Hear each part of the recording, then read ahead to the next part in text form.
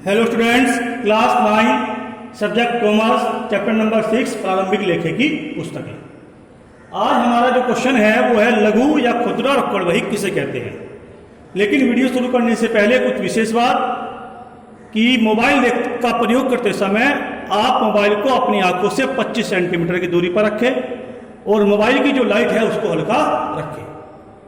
और सभी भैया जो कॉमर्स के हैं वो अपनी कॉपी कॉमर्स की जो नोटबुक है उसको पूर्ण करके मेरे व्हाट्सएप नंबर पर भेजते रहें ताकि मैं आपकी कॉपी चेक कर सकूं। चलिए, लघु या खुदरा रोकड़ बही, यह जो रोकड़ बही होती है यह छोटे छोटे खर्चों के लिए बनाई जाती है। देखिए, जो बड़े व्यापार होते हैं ये इनका प्रयोग ज्यादातर उसमें होता है।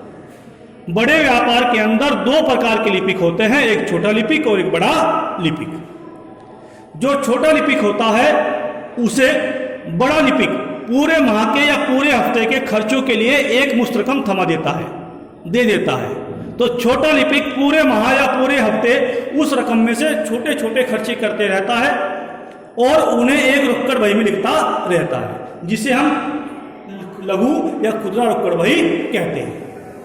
इससे क्या होता है कि बड़े व्यापारी का समय बचता है, उसकी मेहनत कम हो जाती है और छोटे छोटे खर्चों का हिसाब जिनको वह रखने में अक्षम होता है उनके लेखा भी एक सुरक्षित जगह पर होता रहता है, जो व्यापार के लिए बहुत ही महत्वपूर्ण होता है।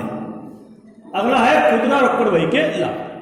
खुदरा रोकड़ बही के लाभ से है नंबर 1, समय व श्रम की बचत। इससे जो बड़ा लिपिक होता है उसका समय बचता है और उसकी मेहनत भी बचती है।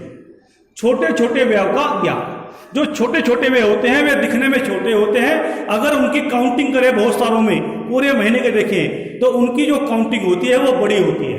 अगर हम उनका लेखा ना रखें तो हमारे जो लेखे हैं वो पूर्ण नहीं हो पाएंगे। तो इस लघु रोकड़ बही से छोटे छोटे व्यय का ज्ञान भी हो जाता है। विभिन्न माह के व्यय का ज्ञान, अब चूंकि यह हफ्तावार या माहवार रखी जाती है इसलिए इससे प्रत्येक माह में हमने छोटे छोटे खर्चे कितने किए उनका ज्ञान आसानी से हो जाता है।